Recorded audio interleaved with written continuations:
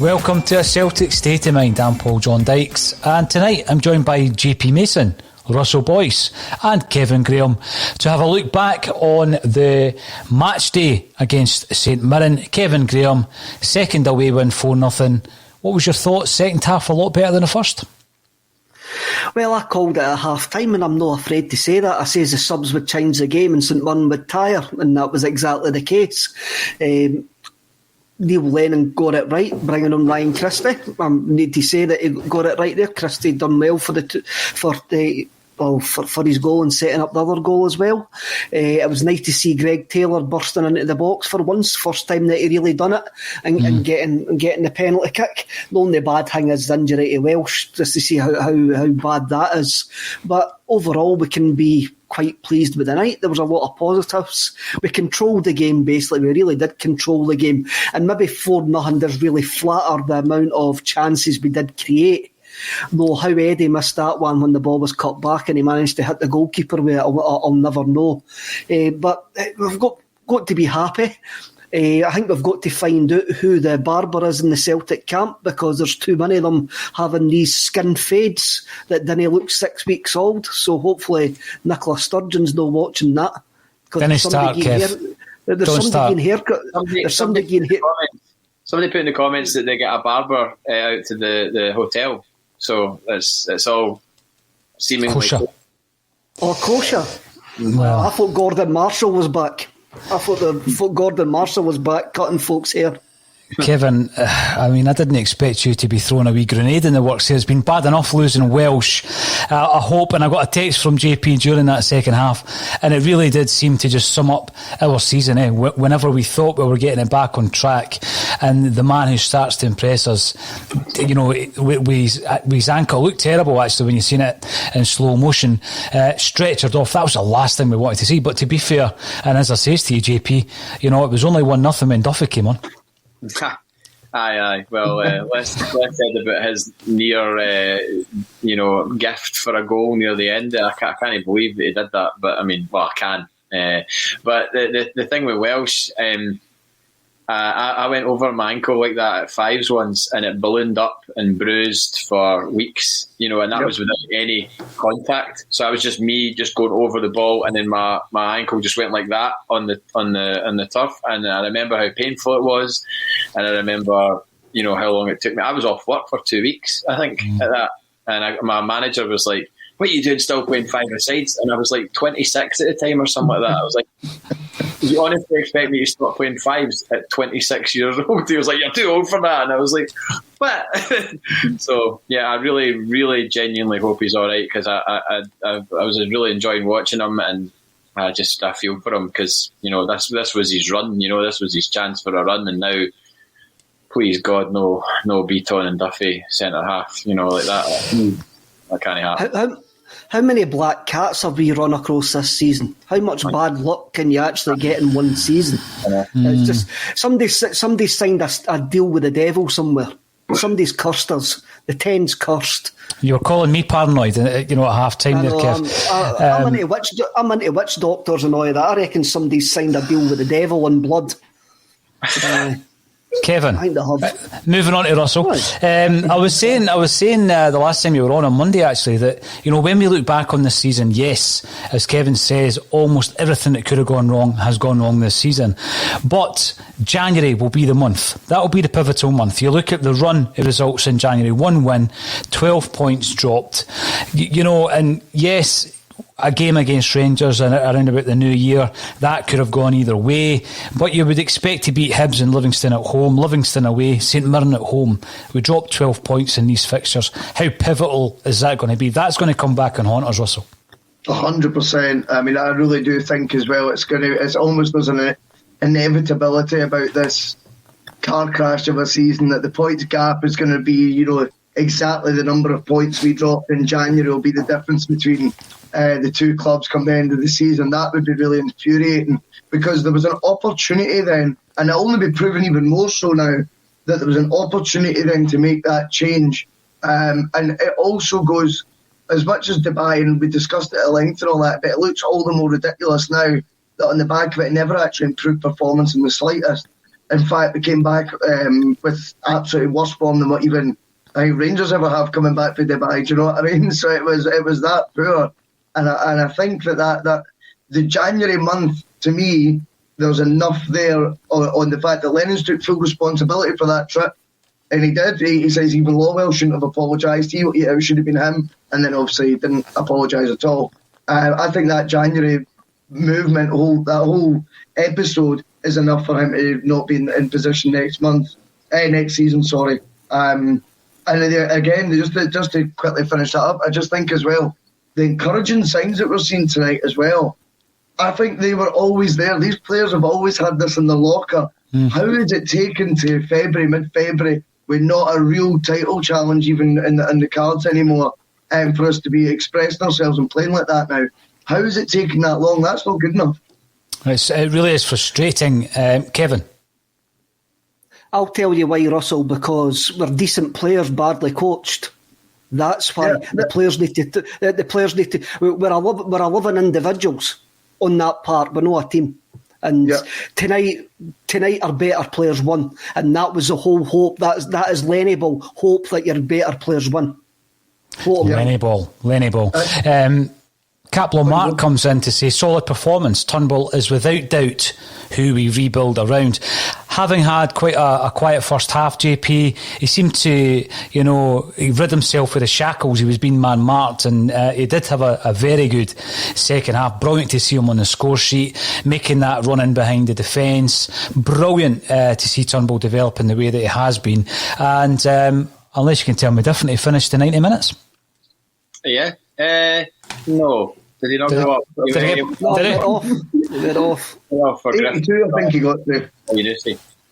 Dearie me. Give the boy 90 minutes. Give him 90 minutes. I mean, I'm not too hung up about whether or not he plays 90 minutes or not. As long as whatever minutes he does get, he does the business in, and he did again tonight. And the whole team, I think there was some comments at half-time that I scrolled through. I'm not sure if it was Facebook, Twitter or YouTube. But it was, they were having a go at us for being negative at half time. We had one shot at goal. The only shot at goal in the entire game at half time was us, and it was a goal. Now, fair enough, we were winning 1-0, and yes, we should be happy at that, but we weren't exactly peppering their goal with shots. So. See what I've learned though, JP, in this season in particular, is that because a few people have said that, it becomes gospel. So it's okay to say Axel or be negative when even you're not being negative. I think that's a nonsense. I actually think it's a nonsense, and I would challenge that. There was no negativity at half time. What you're doing is you're analysing the first half performance. Now, I'm not going to be waxing lyrical because virtually nothing happened in the first half. We controlled possession. So I've got to that stage where you don't take that kind of criticism. I just think people are starting to roll out the same old cliches when it comes to, you're being too negative. And to the point where sometimes you go onto Twitter and, it just becomes tired.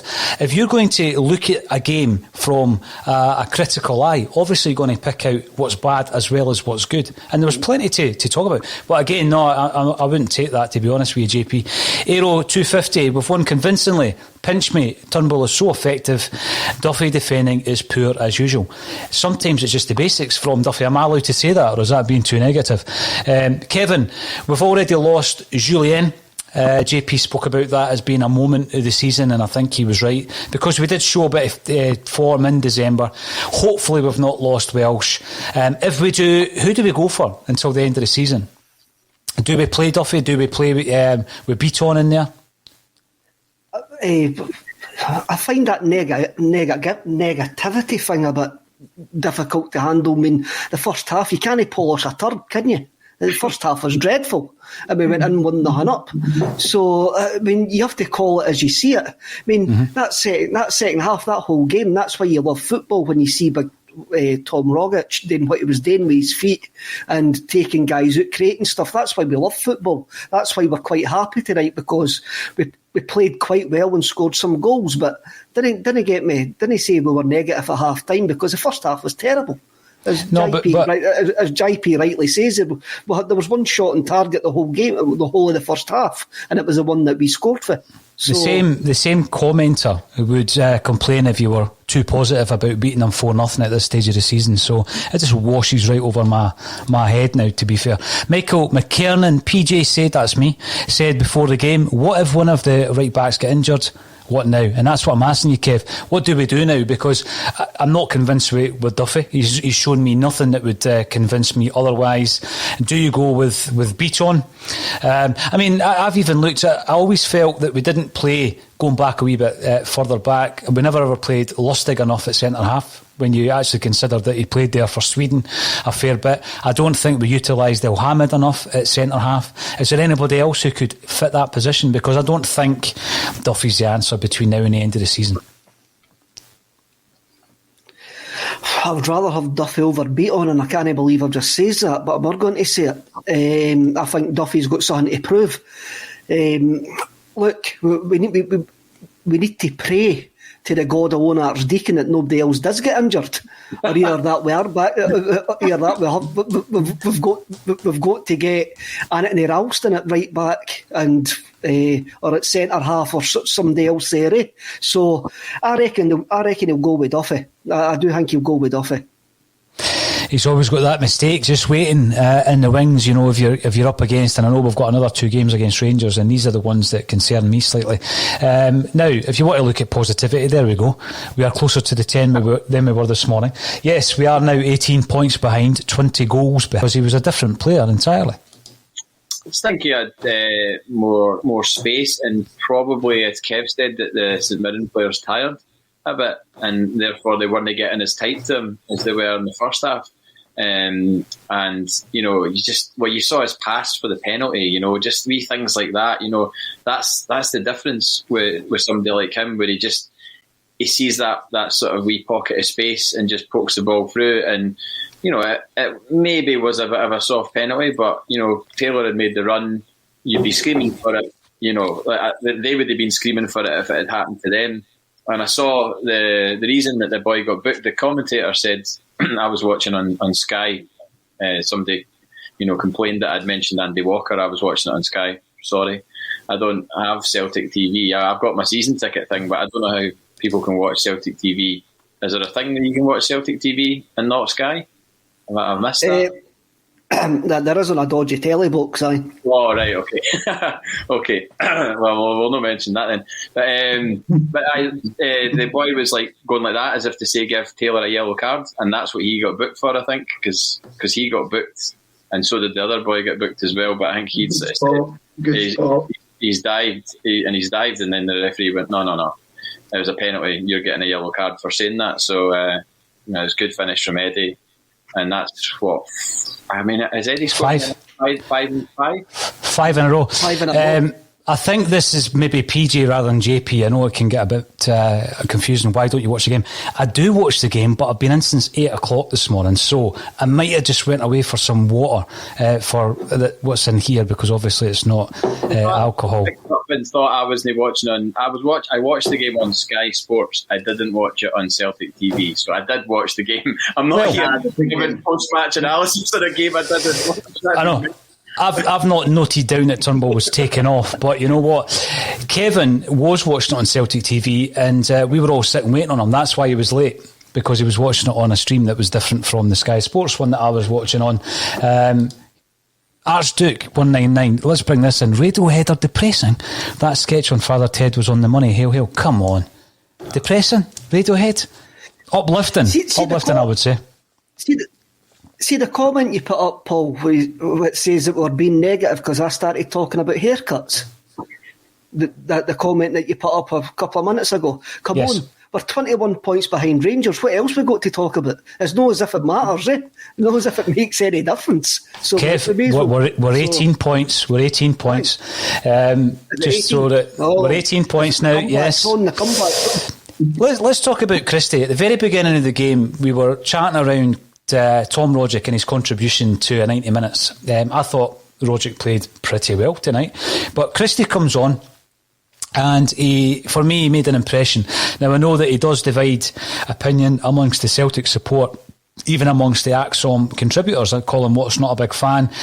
It seems as though he's another one of these players, Russell, that might be away in the summer. With all the changes and potentially a change of management coming in, is Christie not the type of player that you want to rebuild around? And I know that Turnbull's an obvious one, but you've got Soro there. I still think Christie can be an influential part of this team. I definitely agree. I think he could be an influential player, but I don't really want players that don't want to be at Celtic. And my instinct tells me he wants to leave. I'm convinced that he doesn't. He'll want out at the end of the season. I'm basing that on nothing, of course. It's just my own intuition is telling me I don't think he wants to be.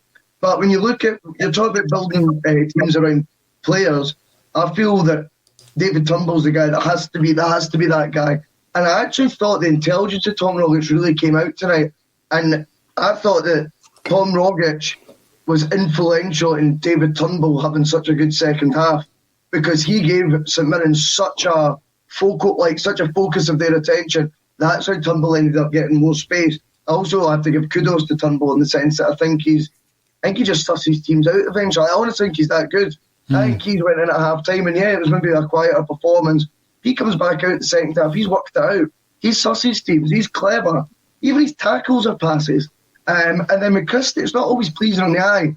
I mean, you were hoping and praying he didn't take the free kicks. You knew it was going to go rose header into the wall. Naturally, it did. But again, what did he get? An assist and a goal. He was only on the park for 25-30 minutes. It's not a bad return, is it? He's effective, but he's not going to be the focal point the team's built around next year, not when David Turnbull's there. No, you're right. Bruce FM, you're commenting on YouTube. Oh, thanks for joining us. AXOM is always balanced and considered. It's important to call things out. I agree with that. And Gary Miller, it's an unfortunate side effect that the more popular your forum becomes, the more you'll all get bad mouth. And I've got to say this again, and again, I'm not blarting it, but we did have 1.2 million viewers over the last 30 days, so it very much is a minority that gives people abuse, although it doesn't make it any more acceptable. I've got to be honest with you, it's something that I've kind of got used to be honest. I think it just goes over my head, but it is unacceptable, and it definitely does need to be called out. And here's a wee bit of positivity from Red Scotland. I have jelly and ice cream. That's normally what Kevin does after a midweek game. Kevin, see when we're looking at away form and the fact that we've had some really disappointing performances at home this season, and again January was a bad month at home, and we can go to a ground like Rugby Park, which historically has been very difficult, and even St Mirren Park has been difficult, and we're getting 4-0 wins, and that's the same team that kind of bossed us the other week. We had no response to the very organised unit that Jimmy Goodwin has there. We can't blame it on the fans, having the shackles and not having the fans behind you, etc. So what do you think it is about this Celtic side that has shown in flashes this season their capabilities? I think it's just the fact that we've got a decent squad. And sometimes they click and other times they don't, and they haven't got that mentality this season. Something's went up this season where when in adversity they've been managed to overcome it. I think there's been too many splits. You have to have a look in the rumours that there's been maybe too many splits in the camps, but we have got the players there. But we've got a massive rebuilding job going in the summer. When you look at Christie, he wants to go down to England. He wants to test himself down there. Ayer's going to be gone. Eddie's going to be gone. So whoever's going to come in next season's got a massive rebuilding job. Possibly with very little funds either. There's going to be a lot of wheeling and dealing, I reckon. So Celtic need to be smart, and the biggest transfer of the summer has to be the manager. Rather than players. I do think there's a basis of a decent squad there. I mean, you look at tonight, you see Ayeti, he didn't do much in the box, but his hold-up play is okay. He's quite comfortable on the ball, but I just want to see him more in the box. But the way that we play doesn't suit him. The way that we play, we don't see him in the box because he's always playing with his back to goal. And that's just the way, because we try to do everything through the middle. We've got no width. Maybe better coaching would get the best out of I-80 as well. Look, these results, these nights are the reason that the board are sitting on their hands, because they know 9 out of 10 times our squad, our players will get us through, will get us results, will get us second place. So that's why there's no change, just because we've got a half-decent squad. Another wee bit of positivity, and yes, Stephen, you were right. What about the bit with Eddie and the quick feet? Amazing. Some of the, Kevin, we can still hear you, pal. Some of the Eduard moments, JP, in that second half were sublime. Yeah, they were pretty tasty. You mean the one where he put his foot on the ball? And he just turns round, he has a look around the whole stadium and then knocks it away. Brilliant. Yeah, no, that was pretty fun. I know, I like that, although I didn't want to do that because I know who that is referring to, unfortunately. I liked him when he played for Man United, not for them. But I thought Eddie was good tonight. He looked lively, and I was pleased for him getting another goal, because that's him now. I think he's top goal scorer, isn't he? He must be. Yeah. What's he up to, 17? Aye, but I mean, like, a clear out in front, like, not just Celtic top goal scorer, must be top goal scorer in the league. So that's good for him on a personal note. Somebody said in the comments, I thought we were doing the post-match analysis in the Man City game. I don't know what that means, but it reminded me of something I was going to say. Did you see in the game the other day where they were lining up their wall and one of their players laid down, right, laid along behind the wall, basically? I've never seen that happen before. It's basically if the wall jumps and somebody hits a shot low, then there's somebody laid down on the pitch to let the ball hit off them. It's like a new fad that's sort of crept in. Gary Neville was just like, it's a load of nonsense, you know. he just sort of absolutely rubbished it as being ridiculous, like telling the guy to get off the ground. But I just thought I'd mention that. I was waiting on maybe St Mirren copying it when we were lining up a free kick, but they didn't. No, absolutely. And K&M, great picture of Eric Cantona and your avatar there. We've got the Bens this season, but anyone who watched the first half will know exactly where you're coming from. Kevin, have you joined us? Have you rejoined us? You were going a little bit fuzzy there for a moment or two. Am I disappeared? You're back.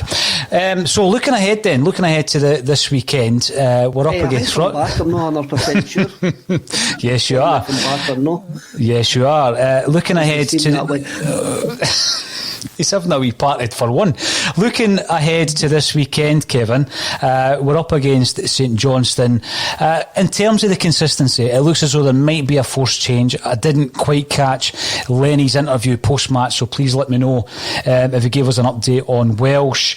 Are we stringing a run of results together here? Are we going to save a little bit of face, as Russell says, maybe cut the gap down even to single figures would be nice, wouldn't it? Let's aim big, eh? Let's end the season unbeaten.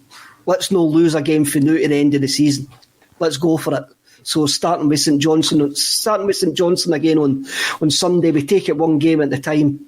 Hopefully another 4-0 victory.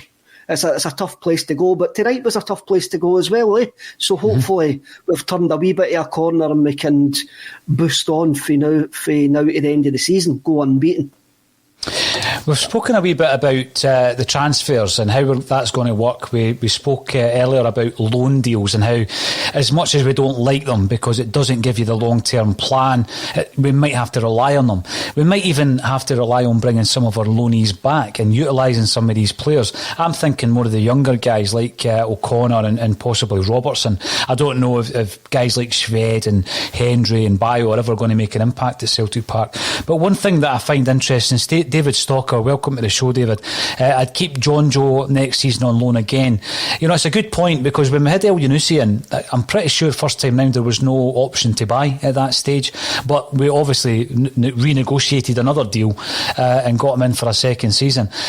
For me, I don't think he's been outstanding, JP, but he's shown enough that if I was given the option, especially when you look at a right back situation, I would keep someone like John Joe Kenny on a longer term loan deal. Yeah, he wasn't by any means, a standout tonight. His position wasn't really brought into play a lot tonight. It was more about, Turnbull and Rogic, and then latterly Christie. Kenny, didn't really see a lot of the ball certainly not going forward anyway. But I think, as he gets more games under his belt for us, I think he seems like the type of player that we should be certainly looking to try and keep a hold of. I don't know. What had he done at Everton? Had he played a lot at Everton, or like a handful of games? He hadn't played recently, because I remember Neil Lennon being asked if he was match fit, and he said that he had been on the bench recently, so he hadn't played recently for Everton. But of course he had his spell elsewhere, and he played a lot of games when he went out on loan. So I think there's always that period as well, JP, in Scottish football, for people to try and get up to the pace of it, because we know it's a wee bit more chaotic than even the English game, going by a lot of the comments by players coming up from that league. But in terms of a right back, I've already mentioned this. You go right back to Lustig. I don't think even Frimpong was an out and out right back. I don't think we've replaced Lustig effectively. No, I don't think we have either. And I like the fact that he's a Scouser. He knows the sort of the English game. He'll know the Scottish game from watching it. His English is obviously, he speaks English, so he's not got that kind of battle against him. Maybe in the same way Laxalt has, because Laxalt's English I don't think is great. So I mean, I'm not being anti people that can't speak English, but I just think for people that are fitting into our side that need to hit the ground running, because they ultimately do. I think he would be, somebody that they could look at, if we could. I don't know what sort of money. Who knows what sort of money he's on at Everton? It could be ridiculous, The English league, it's even fringe players in the Premier League in England are probably on absolutely eye-watering money. So who knows? Apologies to Kevin and Russell in advance, but this is a biggie. Coming in from Facebook, when Ryan Christie was on loan and came back, he couldn't believe his luck. He was in that first team and his game went up 3 levels. Now with the last season, he's under the impression we need him, and his head's been turned. Not for me. Give me a full squad of Turnbulls all day long, humble, hard-working, and there to do his part for the team. He pulls the shirt on. Long live Axom. Lovely wee bit of positivity. I mean, it's difficult to tap into the mentality when Ryan Christie came in and it was all guns blazing, and then he's levelled off, and I get that. But another point I'm going to bring up, and I find this quite interesting as well. What do you think of this? Mr. 1% King, and you're commenting on YouTube, we are playing with freedom now and no pressure. Now, Neil Lennon has spoken a few times this season, Kevin Graham, about the pressure that we've been under in relation to the 10 in a row. Do you subscribe to that? We're playing with a little bit more freedom now that we've almost mathematically lost the league. It's true, I reckon Rangers have been playing with no pressure all this season because we've been nowhere near them either. So it works both ways here. If that is the case, then again, that's down to the coaching staff. That's been poor coaching, that they've not managed to take the pressure off the players to allow them to play with that freedom all season. See, another thing, and I think this is important to go back to the John Joe Kenny, just to dart back to that point, JP. I do think he gives us more balance, I think when you look at Frimpong, particularly when he came into the side, he was an exciting player. He had us on our feet. He had that knack of taking out 2 guys without even thinking about it. I think a lot of the managers sussed him out eventually. But as a defender, I think John Joe Kenny gives us a much better balance at the back. I'm not saying he's an outstanding player. We've not seen that quite yet. But he certainly does give us that balance across the back. And that's all important, particularly when you look at how topsy-turvy the defence has been this season. Yeah, I think his height, he's got a bit better build about him, and his height is there for all to see. He looks strong, not afraid to put in a tackle. In fact, I think if I look at my how pro show is this, I've got notes. Did he? So you did watch the game? Oh, I did watch the game. Yeah.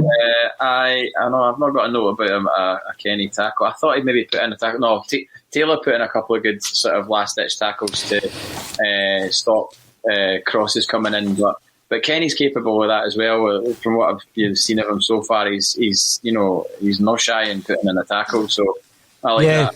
I like JP, that. 43rd minute, according to my notes, there was a very important tackle made by John Joe Kenny. There you go. Yeah, it was the first half. I've got it. 43rd minute, Kenny tackle. There we go. I know. I do think he definitely. As much as Frimpong had that kind of gallousness going forward, I do think a lot of the time Frimpong didn't know what he was going to do next, and that might get ironed out over in Germany, and it might not. I honestly don't. It'll go either way with him. He'll either go on to be somebody. I was speaking to somebody the other day who thinks he'll go on to be like a 20-30 million pound player, and I was like, I'm not too sure about that. I would hang my hat on that. It could happen. But, it could very easily go the other way as well when you just never hear from him again, I think this is a good point, Russell. From Mamansis 67, Actun Baby, that was another decent album, by the way. That's spot on, by the way. That comment is spot on. That's who I was over in my head. Adam Matthews is who Adam Matthews, similar style to his game. Where is he now? Charlton Athletic, I think.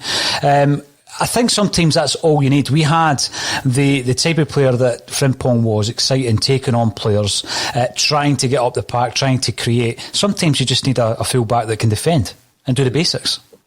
Yeah, and I think Lustig, towards the end of his Celtic career was probably undervalued when you look back now.